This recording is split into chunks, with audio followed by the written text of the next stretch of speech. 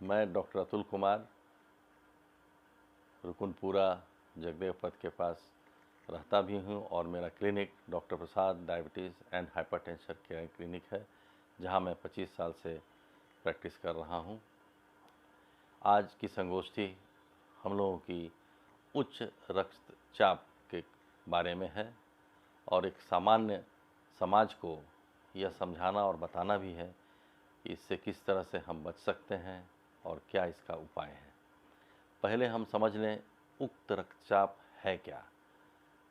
जैसा कि नाम बताया जा रहा है, उच्च रक्तचाप।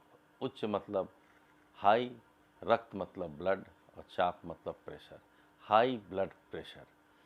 यह वर्ड आप लोग बहुत चिर परिचित होंगे। सामान्य भाषा में इसे हाइपरटेंशन भी बोलते हैं और ब्लड प्रेशर भी बोलते हैं। आज पूरा विश्व इस रोग से ग्रसित हो रहा है। जिस तरह की हम लोग भौतिक जीवन में भागते चले जा रहे हैं और अपने जीवन शैली को अनवरत तंग किए जा रहे हैं, ताकि न आराम हो पा रहा है और न दवाइयाँ नियमित रूप से ली जा रही है, जिसके चलते पहले यह बीमारी 40 या 45 साल के ऊपर देखी जाती थी, अब 20-25 के भी उम्र में देखी जा रही है। पहले हम लोग चलें कि ये हाइपरटेंशन या उच्च रक्तचाप कितना रहना चाहिए नॉर्मली। सामान्य लोगों में यह 120/80 mmHg रहना चाहिए। आजकल बहुत तरह की मशीनें आ गई हैं जो उपयोग घर पर भी लोग करते हैं, डॉक्टर के क्लिनिक में भी होता है। सारी मशीनें सही हैं, बस जांचने का प्रक्रिया सही होना चाहिए। जब कभी भी आप जांचें घर पर या आप क्लिनिक में जाएं, थोड़ा अस्थिर होकर बैठ लें, आराम कर लें, पुनः जांच कराएं। नहीं तो हो सकता है कि थोड़ा बढ़ा हुआ है। घर पर भी अगर आप जांच कर रहे हैं तो बाहर से आए तुरंत नहीं लें, थोड़ा अस्थिर हो जाएं मरीज के, या आप अपने को जांच रहे हैं तो बाँह का लेवल जिस पे बांधते हैं आप पट्टी और मशीन का लेवल को बराबर रखें ताकि जांच सही आ सके। अब आगे बढ़ें कि इसकी जटिलताएं क्या हो सकती है। जटिलताएं या कॉम्प्लिकेशन जो हम बोलते हैं, बहुत सारा कॉम्प्लिकेशन है जिसकी वजह से आज पूरा विश्व इसकी ओर परेशान है और आए दिन अनवरत नए नए रिसर्च हो रहे हैं और नई नई दवाइयाँ आ रही हैं। सर्वप्रथम ब्लड प्रेशर जब बढ़ता है, सामान्य लोगों को पता नहीं चलता है, थोड़ी सी चिड़चिड़ाहट होती है, अनिद्रा आती है, सुनने में कमी आने लगती है, झुंझलाहट आने लगता है, यादाश्त में कमी आने लगती है। कभी कभी कुछ लोगों का चेहरा या पैर में सूजन भी आने लगता है, चलने में हाँफ भी बढ़ने लगता है।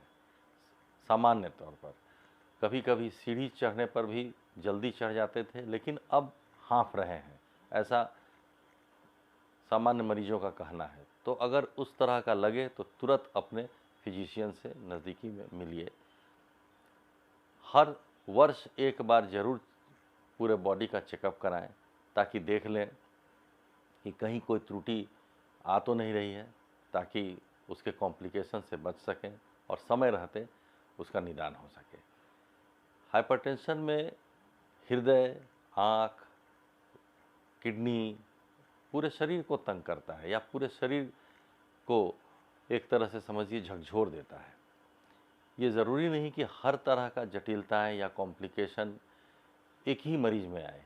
किन्हीं को प्रॉब्लम आँख में हो जाता है बढ़े हुए ब्लड प्रेशर के चलते, किन्हीं को मस्तिष्क में होता है जिससे ब्रेन हैमरेज भी बोलते हैं, लकवा मारने की शिकायत भी हो सकती है। किन्हीं किन्हीं को किडनी का भी प्रॉब्लम होता है, किन्हीं को हृदय गति का भी प्रॉब्लम होता है और हार्ट अटैक भी आ जाता है कभी कभी। तो इन सबों चीज़ों से बचने का सबसे अच्छा उपाय यही है कि प्रतिवर्ष आप अपने को ज़रूर एक बार नज़दीकी जो चिकित्सक हैं उनसे जांच कराएं, चेक कराएं, ताकि आगे की जटिलताएं से बच सकें। सर्वप्रथम हमें यह भी देखना रहता है कि हमारे घर में फैमिली हिस्ट्री है कि नहीं, घर में किन्हीं को है या नहीं। मेरे माता पिता, मेरे भाई बहन ओन ब्लड में अपने ख़ानदान में किन्हीं को अगर है तो आपको सचेत रहना बहुत ज़रूरी है, या आपको चौकन्ना रहना है और बीच में जांच कराते रहना है। सर्वप्रथम और कुछ नहीं हो, अगर आप बाहर रहते हैं तो आपको अपने वज़न पर नियंत्रण रखना है, अपने खान पान में नमक की स्थिति को कंट्रोल रखना है, और डॉक्टर की अगर दी हुई दवाइयाँ हैं तो उनको तरीके से लेना है। ये सारी चीज़ें हो गई जो शुरुआत में मरीज अपने आप को पाता है या देखता है। पर सर्वप्रथम जब मरीज को पता चलता है कि मेरा ब्लड प्रेशर बढ़ा हुआ है, उस अवस्था में बहुत घबराहट होती है। तो घबराने की ज़रूरत नहीं है। आप अपने फिजिशियन से मिलें या चिकित्सक से मिलकर बताएं कि कब से आप इस तरह का अनुभव कर रहे हैं। घबराने से और बीमारियां जटिलताएं लेकर के आने लगती है। सामान्य रूप से देखा गया है, लोग कभी कभी चक्कर आने लगता है, कभी कभी हाथ पैर में झिनझिनी आने लगती है, सुन्न होने लगता है। इस तरह का चीज़ सामान्यतः देखा गया है। हम लोगों की जीवन शैली में बदलाव बहुत ज़रूरी है, खान पान में बदलाव ज़रूरी है। खान पान में नमक की मात्रा कम रखनी है, चिकनाई की मात्रा कम रखनी है। व्यायाम प्रतिदिन 30 मिनट ज़रूर करें, समय के अनुसार ही करें और अपने उम्र के अनुसार ही करें। आए दिन देखा जाता है कि बहुत तेज़ी से चलने के बाद किन्हीं को कुछ प्रॉब्लम हो गया। वैसे नहीं करना है। आपकी उम्र के हिसाब से 30 से 35 हैं तो उनकी गति एक अलग होगी, 35 से 45 हैं तो उनकी गति अलग होगी, 45 से 55 वर्ष का उम्र है उनका गति अलग होगा। तो ये कंपेयर कभी नहीं करना है, तुलना कभी नहीं करना है कि वो उतनी तेज़ गति से चल रहा है, मैं क्यों इतना धीमे चल रहा हूँ। कोशिश करना है लयबद्ध तरीके से अपनी सामान्य गति से थोड़ा तेज टहलें और 30 मिनट किसी तरह से पूरा करें। अगर आप बहुत व्यस्त हैं तो 15-15 मिनट करके भी कर सकते हैं, 15 मिनट दिन में, 15 मिनट शाम में, लेकिन ज़रूर करें।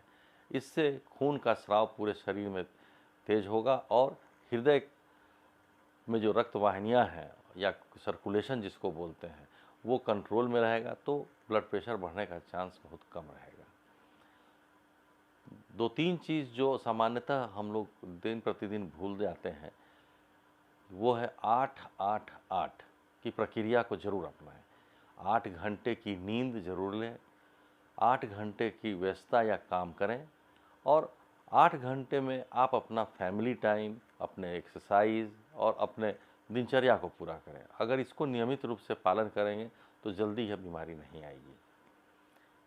टहलना बहुत लोगों का सुबह में नहीं हो पाता है, तो यह ज़रूरी नहीं है। आप शाम या दोपहर, महिलाएं जनरली सुबह में नहीं टहल पाती हैं, आप शाम में भी 5:30 बजे, 6 बजे या रात में भी 7:30 से 8 बजे टहल सकते हैं।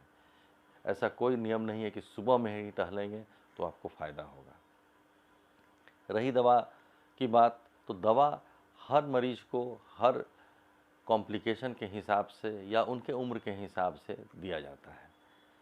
कभी कभी किन्हीं मरीज को थायराइड, शुगर, हाइपरलिपिडीमिया, कोलेस्ट्रॉल सारी चीज़ बढ़ी रहती है तो उनका दवा अलग हो जाता है। उम्र कम है और या सिर्फ हाइपरटेंशन है तो उनकी दवा अलग हो जाती है। लोग सामान्यतः कंपेयर करने लगते हैं, तुलना करने लगते हैं, मेरी दवाई 1 है, इनकी दवाई 3 है, ऐसा क्यों है।